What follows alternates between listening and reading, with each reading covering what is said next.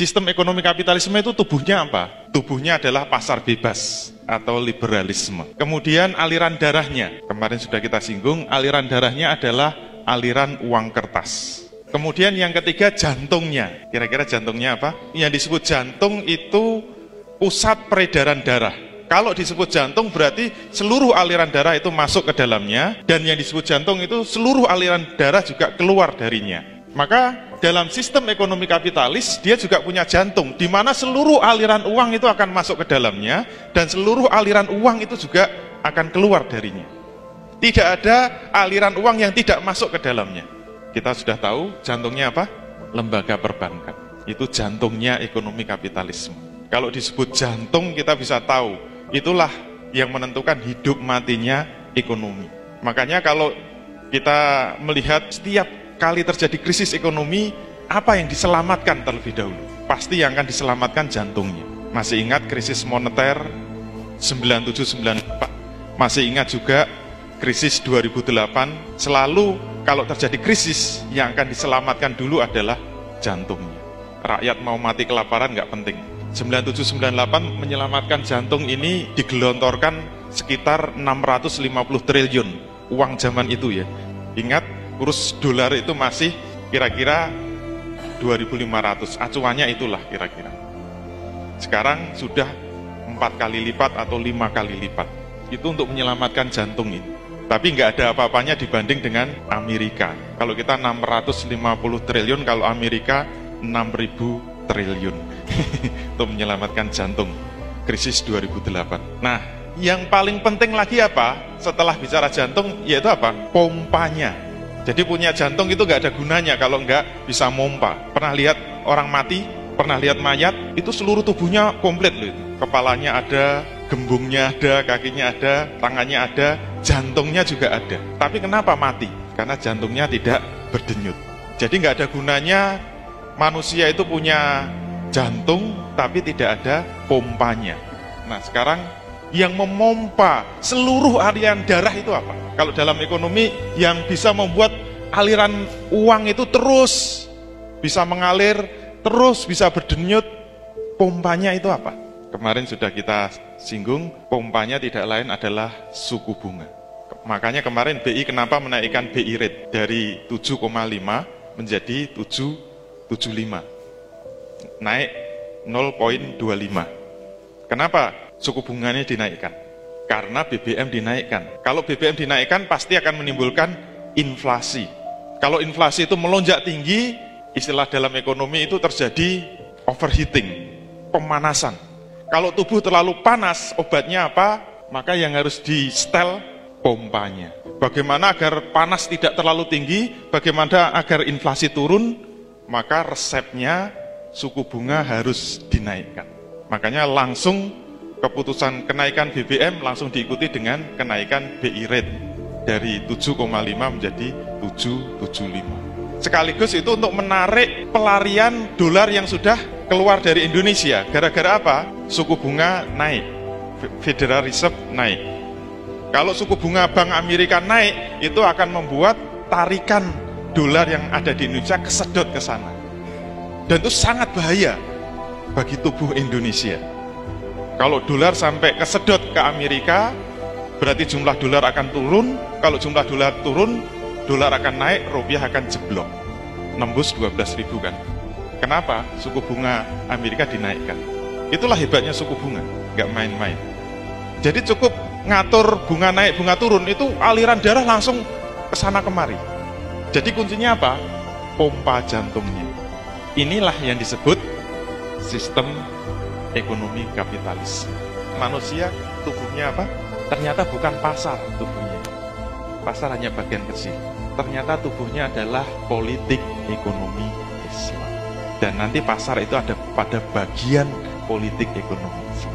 Aliran darahnya sudah ketemu, yaitu emas dan perak. Jantungnya itu apa? Ternyata bukan lembaga perbankan.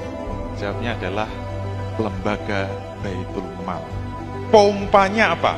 Kalau pompa ekonomi kapitalisme mengandalkan suku bunga, terus pompanya pakai apa? Kalau dalam Islam kira-kira apa? Ingat, pompa itu harus berhubungan dengan lembaganya. Siapa yang bisa menyedot uang masuk ke Baitul Mal, dan siapa yang bisa mengeluarkan uang dari Baitul Mal, itulah pompanya.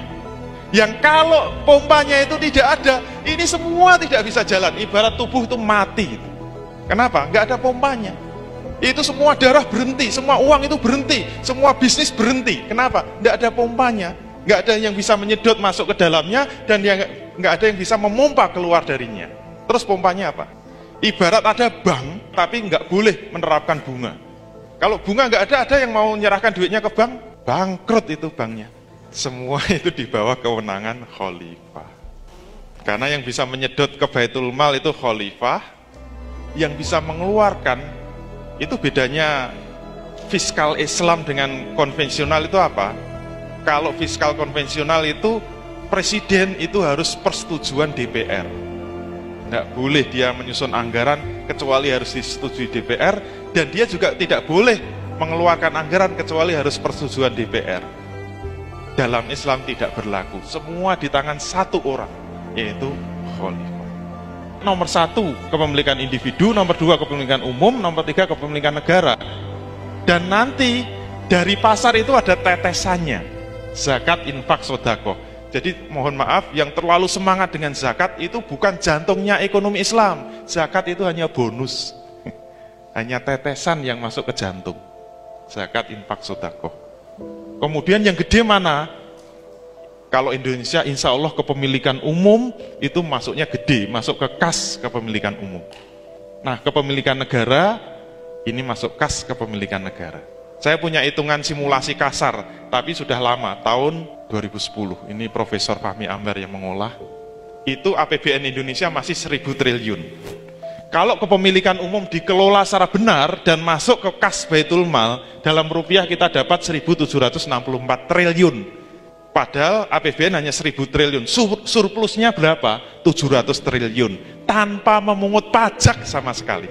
Sisanya aja 700 triliun. Itu bisa untuk menggratiskan sekolah, rumah sakit. Oleh karena itu, fungsi sentral Baitul Mal sebagai jantungnya ekonomi Islam, maka kuat tidaknya ekonomi Islam, jatuh bangunnya ekonomi Islam tergantung jantungnya ini. Kenapa kekhilafan dulu bisa berjalan dari sejak zaman Rasul sampai 1400 tahun? Nggak ada pengangguran, nggak ada kemiskinan. Semua makmur sejahtera. Nggak ada sepanjang sejarah Islam itu sekolah bayar itu. Ini bukan alam mimpi, ini bukan teori. Faktanya 1400 tahun sudah berjalan. Maka kalau Baitul Mal kuat, itu peruntukannya apa? Pertama, untuk memenuhi kebutuhan pokok individu.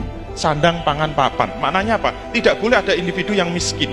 Kalau nggak punya rumah tinggal tunjuk jari. Saya nggak punya rumah, nggak usah ke properti. Dulu Imam Ali ketika jadi khalifah, dia mengatakan saya hanya bisa tidur tenang kalau kas Baitul Mal sudah kosong. Setiap ada uang masuk, langsung saya distribusikan kepada rakyat saya baru bisa tidur tenang. Kalau itu kas Baitul Mal masih ada uangnya, saya nggak bisa tidur. Zaman Umar bin Abdul Aziz, itu nyari orang yang berhak menerima zakat itu sampai nggak ada. Itu ada orang dikasih, marah, tersinggung berat. Masa saya dikasih uang zakat itu? Memangnya saya miskin apa? Gitu. Tersinggung. Itu kasihkan tetangganya lagi marah, kasihkan tetangganya lagi marah. Akhirnya balik ke Baitul Mal. Nggak ada yang mau terima. Dan ini bukan cerita mimpi ya, ini fakta. Yang kedua, untuk pemenuhan kebutuhan pokok masyarakat, pendidikan, kesehatan, keamanan. Jadi yang gratis tidak hanya pendidikan, kesehatan gratis, tidak hanya kesehatan, keamanan juga gratis. Itu TNI kasih kerjaan mengamankan kampung-kampung. Lah sekarang kita malah rakyat suruh siskamling. Itu bukan tugas kita. Siskamling tugasnya TNI sama Polri, mengamankan rakyat, dan jangan minta dibayar. Itu harus gratis. Yang ketiga, membangun institusi berat. Umumnya pabrik pesawat terbang, pabrik mobil dan sebagainya itu negara yang membangun. Termasuk infrastruktur, jalan, jembatan, jalan tol semua tapi gratis semua. Gitu. Yang ketiga, untuk kebutuhan permodalan usaha. Ini bisnisnya kumpul sini, tinggal tanya siapa butuh modal, kasih, nggak usah kembali. Itu ada bank syariah tutup sendiri kok. Walaupun tidak haram ya. Akhirnya tutup sendiri, kalah saingan sama ini. Terus untuk keperluan simpan pinjam juga bisa. Jadi seperti bank itu bisa. Jadi bank itu tidak haram. Yang haram itu transaksinya. Kalau Baitul Mal jadi bank bisa sampai ke desa-desa untuk kebutuhan jasa, transaksi dan lain sebagainya itu bisa.